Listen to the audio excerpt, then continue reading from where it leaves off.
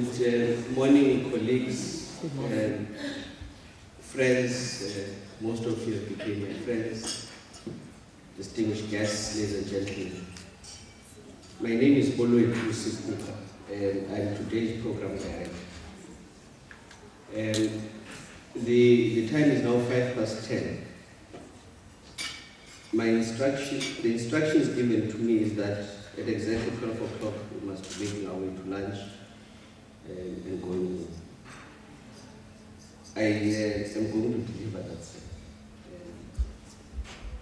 We'll be leaving at 1 o'clock exactly for lunch. And the acknowledgements that we'll be making, of course, would go out to one of the foremost persons in the SETA that we've interacted with as the trust, which is Dr. Ediswas, who has always been with us in this journey for over 5 years, I think, at this point. He's always been our key person in the SETA and has always ensured that we deliver as expected by the SETA. We appreciate that we're here, sir, and that we've succeeded to delivering the keynote address for us.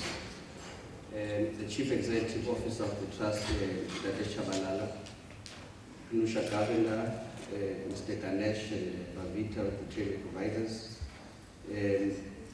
Lynn Savi and Ms. Bella from Mass Discounters, Ravi Reddy and Reagan from AutoZone, distinguished guests, and most importantly, our graduates today. I greet you all in the name of Jesus Christ. In fact, it's the first time I used that today in all the graduations we've done, purely because somebody in the office refuses me to go to church and so on. But I think because I was born in KZN and has got some lineage to KZN, it's important that I bring out that connection. Yay, KZN. And I won't mention his name as yet. But colleagues, I think that we must hasten also to say that this project has not been one of the easiest to implement. I know that some of you in the first 2 months kept on calling saying, look, my stipend has not yet been paid, I've got problems with this and that, my wheelchair has not arrived, and so on. But I think all of us, because we knew that this day should one day come, always focused on the bigger picture, and I appreciate that. We must also say that of all the groups that we've had throughout the country, this was the one with the less problems, if I may call them problems. It was extremely progressive. It had public characters. It had people that were very interested in learning and who seemed to have the culture of learning embedded in themselves. And I think that you must give yourselves a round of applause.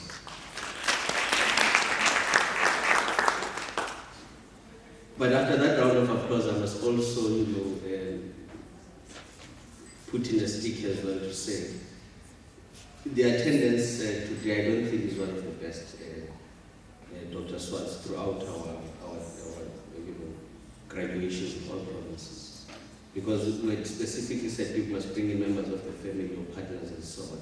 Purely because we think that such an occasion is not only for a specific family, but for the village, for communities and so on. And I think that's the spirit that we want colleagues to have, not only in this graduation, but in future graduations, which I'm hoping Dr. Swartz will plan to be talking about later today. At this point, colleagues will give over to Dr. Chabalala, who's going to give us the overview of the program itself, who's going to tell us what are some of the problems that we've encountered, the opportunities that are there. And Dr. Chabalala is the Chief Executive Officer of the Trust. Over to you, sir. Thank you, College. I think I'm not going to repeat the acknowledgement that were done by all of you, because they'll be too long again. This means I'll start from scratch. But I have raised this with all of you that I'm very disappointed, and I've sent an SMS to the office that when we spend money, we're supposed to account on it. And when we request learners to bring their families and they don't come or partners, that's double. It mainly means there were 45 learners. We booked for 90 people, and the additional people that we invited, which are employers, the SETA, etc., and our friends. But for me, where I want to start is that as disabled people, what I can advise you, you're very young, you say boyfriends and girlfriends.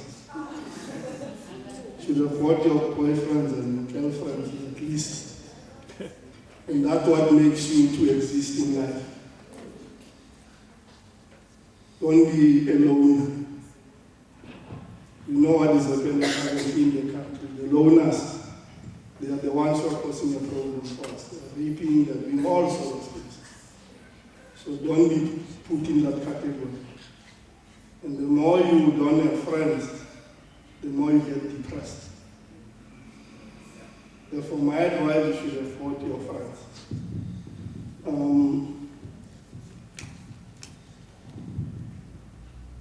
I need them to take you through the program.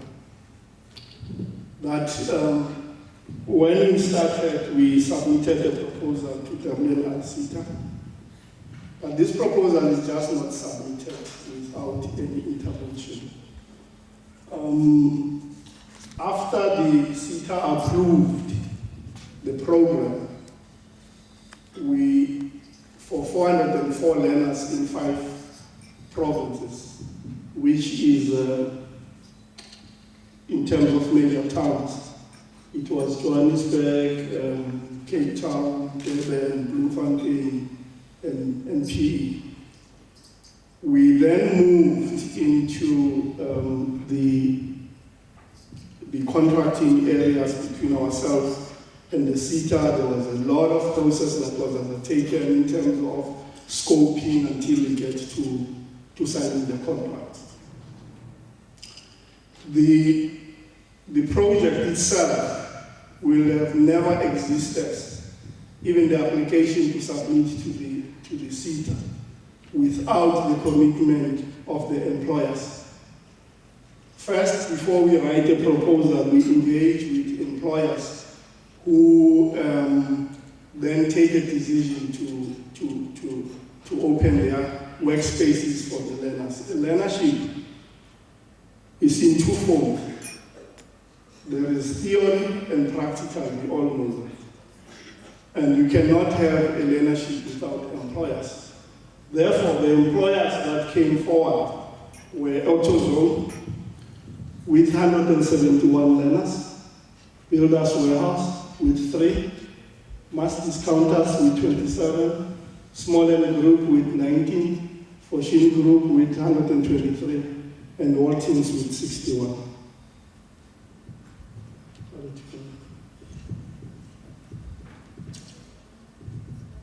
Once all that project, the process has been completed, we then launched the project in Gauteng. And I would like to mention that this project is highly supported by government. The project itself was launched by the Deputy Minister in the Department of Higher Education and Training. There were guest speakers from the Minister within Disability, and there were other guests that were part of the program. Obviously, the W&RSETA representatives, especially the CEO and the chairperson, Omeni as the CFO, and all top management of the SETA was there. We then had other role players that were there, the DGs, from government especially, and DDGs. But more especially, there was a turn to the whole project. We managed to bring in most of the CEOs and the top management of the organizations that have open space for the learners. And in short, what I'm trying to say is that top management within these companies that have taken you are aware of your existence in the project, which I've mentioned earlier on top, which are those organizations.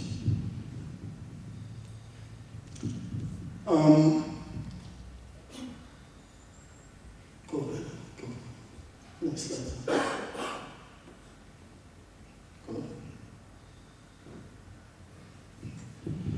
Once the project was launched, we then embarked on what we called the capacity building of stakeholders, whereby we had workshops with mentors, and we were focusing on the project rollout and the training rollout. Part of that was the sensitization workshops that we conducted. And these sensitization workshops were mainly focusing on making sure that the people that will be mentoring the learners understand disability.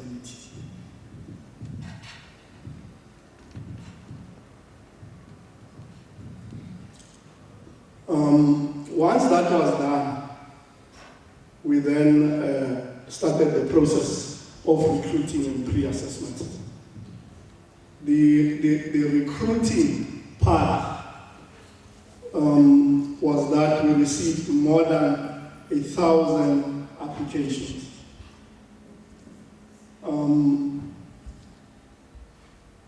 After we received those applications, about 900 were pre-assessed. About 900 learners were pre-assessed before we could give them to some of the employers who wanted to interview. About 500 learners were interviewed.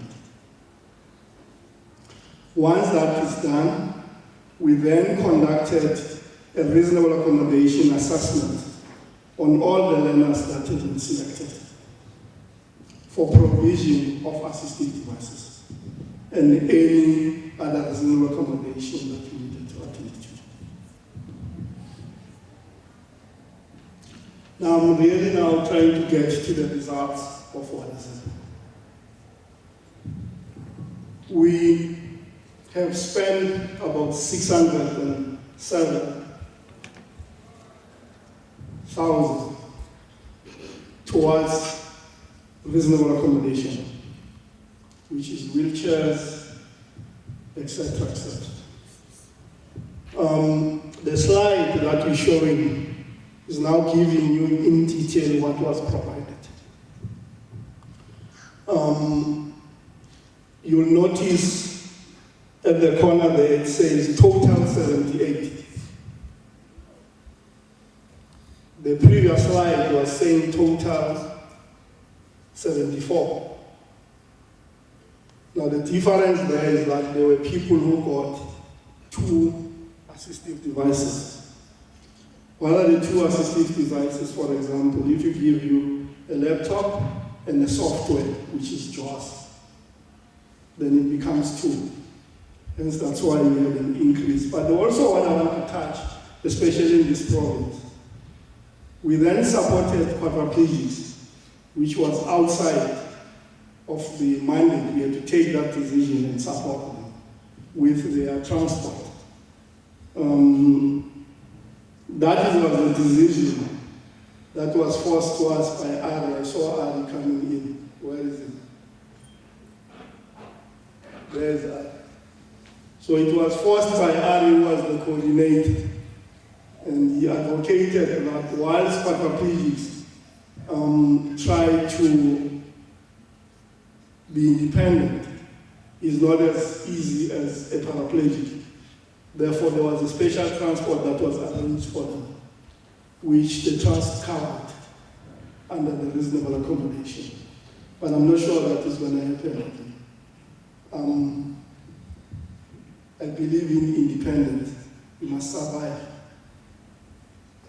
because you are an individual. The outcome of the project is that in total, we will be graduating 291 learners. No, not 291 learners, 281 learners. The 291, which is the 10 learners that you see there, some of those learners completed the program but have not submitted some of their POEs. We might give them statements of results. So in total, the learners that are graduating are 281.